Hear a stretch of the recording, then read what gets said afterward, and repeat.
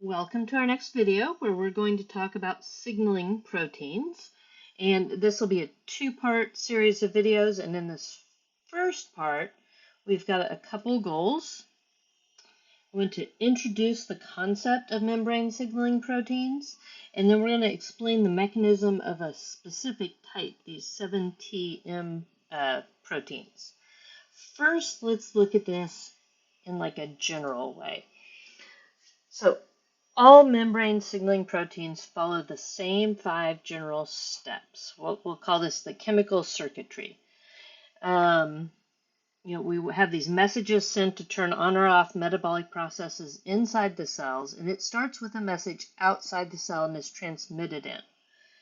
So the first step, release of a primary messenger as a response to some physiological circumstance. So for example, your stomach is empty. Your body releases a hormone, ghrelin, into the bloodstream. Right, so example.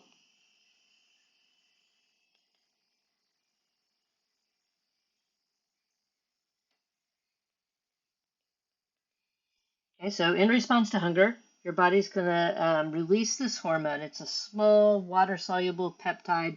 It moves through the bloodstream to the pituitary gland in the brain. The pituitary gland then releases another chemical signal, growth hormone, which then binds to another receptor on cells, causing appetite to increase and various intracellular metabolic pathways to begin. Okay, so there's one example of this whole chemical circuitry. Another example, okay, would be glucagon, which is a small peptide released in the pancreas when pancreas cells detect low blood sugar.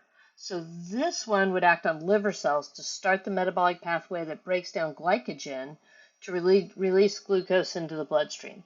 So both of these are examples of chemical circuitry.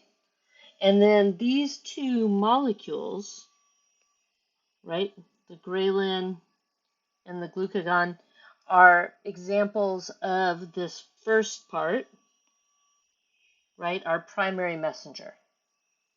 So once that primary messenger is given off, then we move on to the reception of the primary messenger. Okay, these are usually integral membrane proteins, so those proteins that go through the membrane, and that's what we're really going to focus. So these are the receptor membrane proteins. Let's write that. Receptor membrane. Not sure about my spelling today, but you get the idea. Proteins. That's really our focus. But to continue with this chemical circuitry, once our primary messenger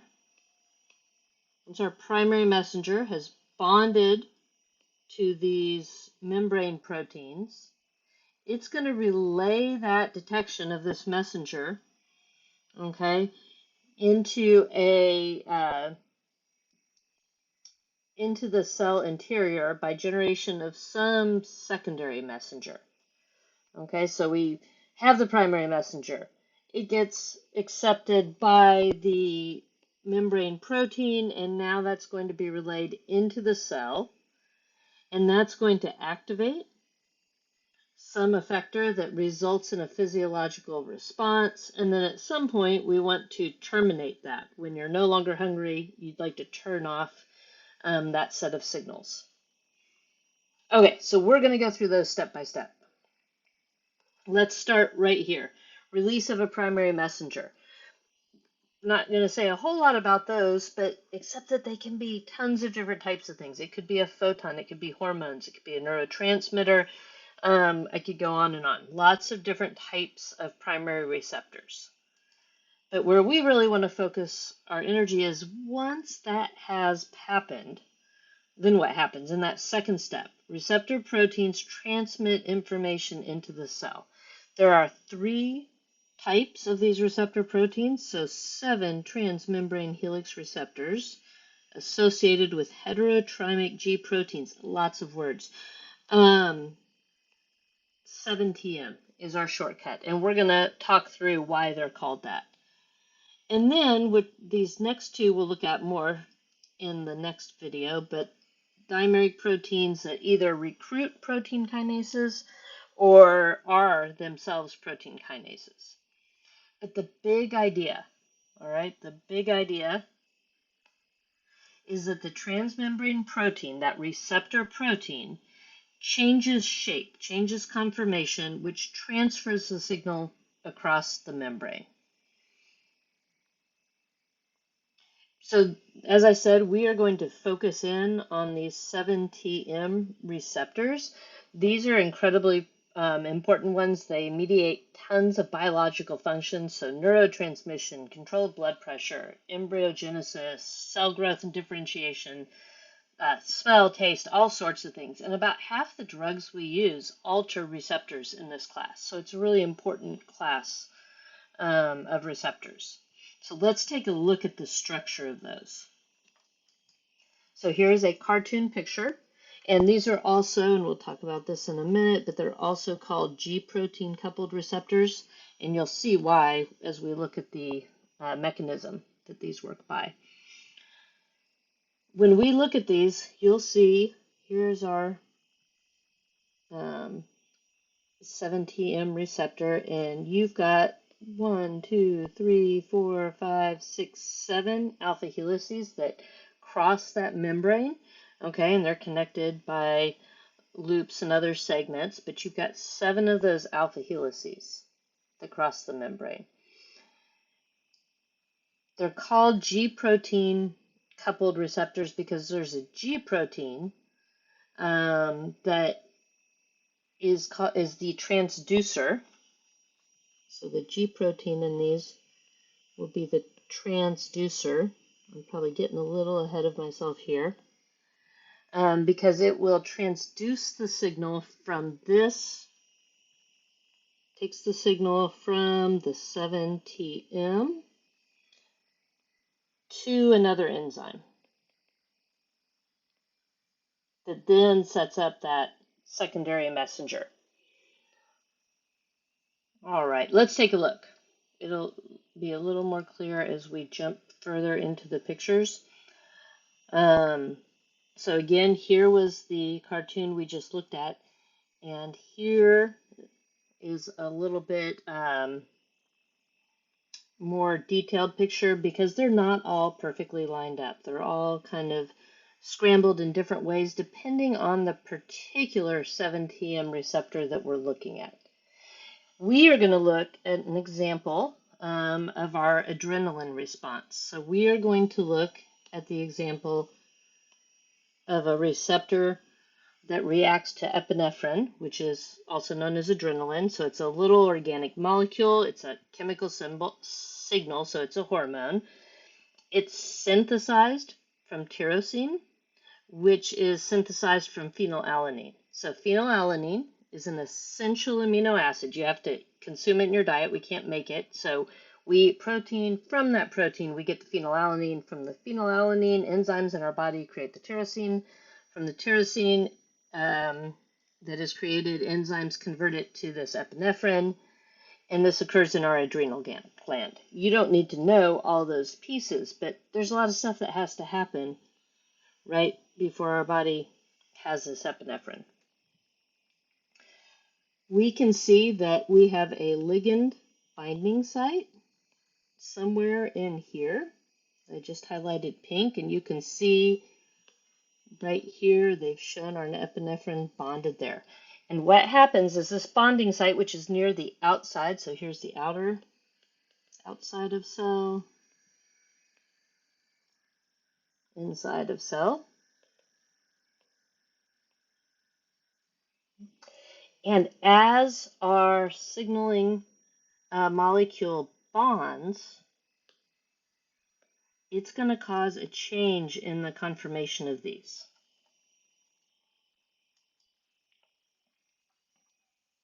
All right, let's look at it a little more. So here we have, right over here, our 7TM protein. We have the epinephrine Okay, right, I'll highlight it in yellow because it's shown right here as that little yellow thing. So it's bonded there. So epinephrine's released from our adrenal glands, it binds to this binding site, and it causes a conformational change in this protein structure. And that changes how this structure reacts and causes changes in this G protein. So here's our G protein. It is a protein made up of 3 separate polypeptide units. So it's a hetero, what's the word I want? It's a trimer, and it's a heterotrimer. There's 3 different subunits, alpha, beta, and gamma. Okay, each will have its own polypeptide chain, its own primary structure, and then they interact, they're strongly associated with each other in that quaternary structure. Okay. Let's take a look at that. So it is called a G protein because it has a binding site for, let's write that down, has a binding site, okay, for guanyl nucleotide. So it's got this binding site for this specific nucleotide, and hence the G right here. So let's look at what we're looking at. We have our cartoon structure of this G protein. It has an alpha, a beta, and a gamma strand associated in that quaternary structure. Those colors are mimicked over here. So the blue is that beta, the yellow is the gamma, and this kind of gray and purple is the alpha strand. And within that alpha strand, there is a binding site, okay, for our nucleotide. Whoops, wanted the pen. And you can see that I've circled it right here. Okay, so there's that binding site. It's near the surface, in a pocket close to the surface where this alpha and beta helices interact.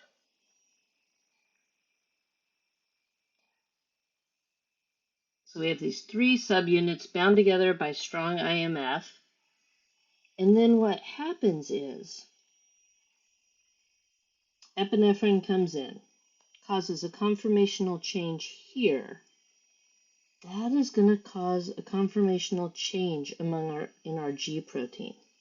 Now this G protein is strongly associated with our membrane. It's got some covalent bonds from the alpha helice to the lipid membrane and the gamma. So this thing is associated, held tightly to the membrane, but can move back and forth around the membrane. Okay, so these are actually fatty acid chains that provide these bonds between those alpha and gamma subunits and the membrane. And as this conformation change happens, that pocket that held the GDP opens up, and that GDP can float out. And when it does, now there's an open space in here, and GTP, of which there's plenty floating around inside that cell, can float in and bind to that same active site, that same binding site. When that happens, now we've traded out the diphosphate for the triphosphate. When that happens, it causes conformational changes. You're going to have different IMFs, and it disrupts the association between that alpha and beta strand. And so they split. Now they're both still associated tightly with the membrane. Okay, we still have these fatty acid chains kind of bonding us to the membrane, but they split apart. Okay, as they do that, now here's the transducer part. As they do that, now GTP will move and associated itself with this adenylate cyclase, okay, another membrane protein. Let's take a look at that adenylate cyclase. This one has 12 alpha helices, so here's our cartoon structure. And associated with that, it has 2 catalytic domains. Okay, so they're shown in the pink and the orange right here, and they're on the intracellular side. So again, we are outside of the cell up here, and here we're in the intracellular side. So this enzyme has 2 catalytic domains, both on the intracellular side of the cell membrane. And so as that as the GTP bonds, that alpha, the G protein alpha with the GTP bonds to it, we can see down here. Here is our catalytic section. So again, the orange and the pink, those 2 pieces. And here again is just that alpha portion now of our G protein. Okay, in here would be the GTP bonded.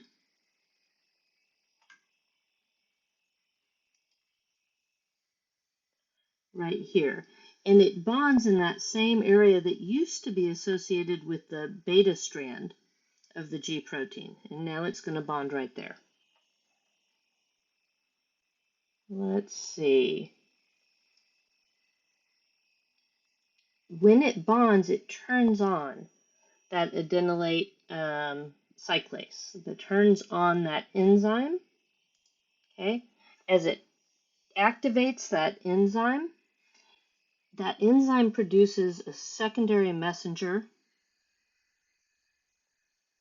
cyclic AMP. Okay, it stands for adenosine 3'5' cyclic monophosphate. You can see why we shorten it, right? So that this enzyme right here, okay, catalyzes the change from ATP to this cyclic AMP. And that cyclic AMP, that is our secondary messenger. Secondary messenger. So the net effect of binding epinephrine, long ago, remember at the beginning of our talk, binding this epinephrine to our G protein on the cell surface is to increase the rate of this secondary messenger, this cyclic AMP, production inside the cell.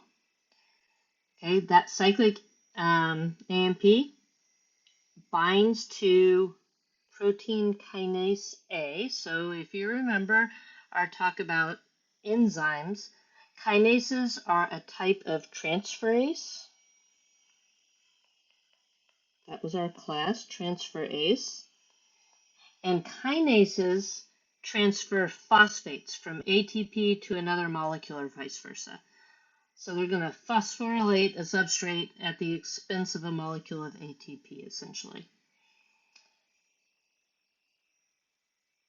Phosphorylation is generally the on-off switch for lots of regulatory metabolic pathways. So we can, by adding or removing a phosphate group, we can turn these things on or off.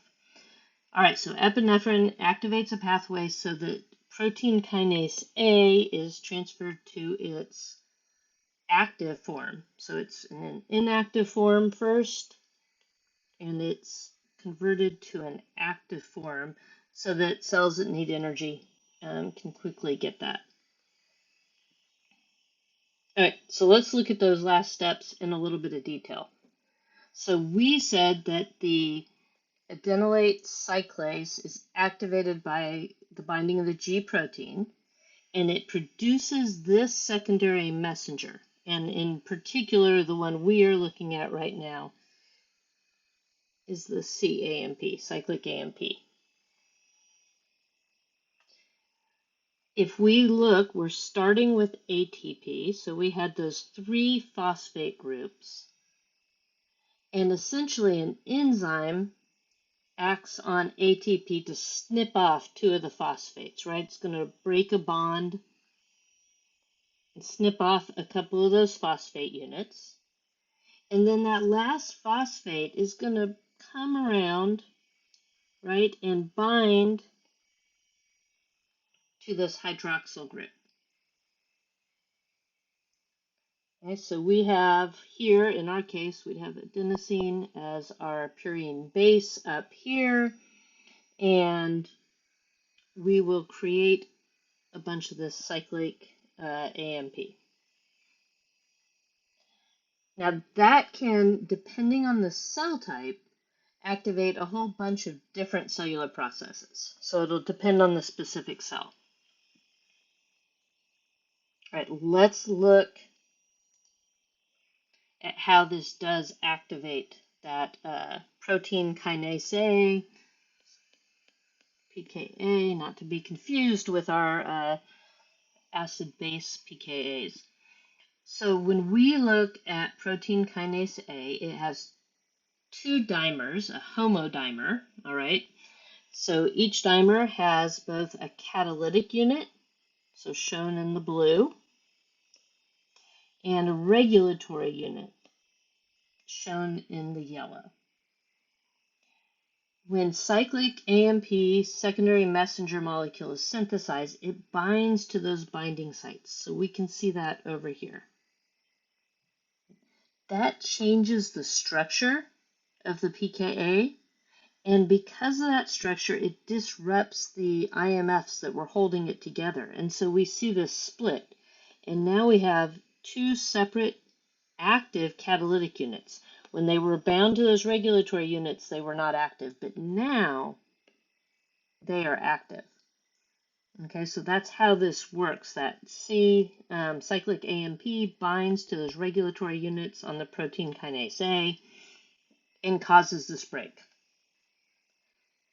We will look at the details of this, how this active pKa can phosphorylate other enzymes and metabolic pathways when we look at metabolism. But for now, the key is that this chemical circuitry includes passing a message to some effector that activates some physiological response unique to that cell. Now, at some point, right, we want to be able to stop this process. You know, whatever the necessary, whatever had stimulated that process is done, and we want to stop it. So a couple things that happen with this G protein. First of all, remember that our enzyme is only active when it's bound to GTP, not the GDP, but GTP bonds to it. And it turns out that within the G protein, there is some self-regulation. It has in that protein GTPase activity, essentially its own enzyme to break apart the GTP into GDP and inorganic phosphate. Once that happens, okay, that GDP is no longer going to bind to this enzyme, to the adenylate cyclase. Now remember, it still has some fatty acid connections to the membrane. It's still associated with the membrane, but it's not going to bond to that. And we still have the beta and gamma strands out here in the cell, and they were still associated with the membrane. So they'll come back in and rebond, and we get our original inactive G protein left. This happens spontaneously, but it takes a little bit of time. So this can take a few seconds to a few minutes before it undergoes that GTP hydrolysis, breaking off that phosphate. And so it can catalyze hundreds of these, think of the best way to say this. So we got two things, right? we have to have our, let's look at our next piece. We have to have our original epinephrine bonded in here, and we have to have GTP bonded to our adenylate cyclase. So this takes care of one of those problems, but it takes a little bit of time, okay, to break it down. The other thing that can happen is that this epinephrine can leave that active site, and once that happens, it shuts down the process.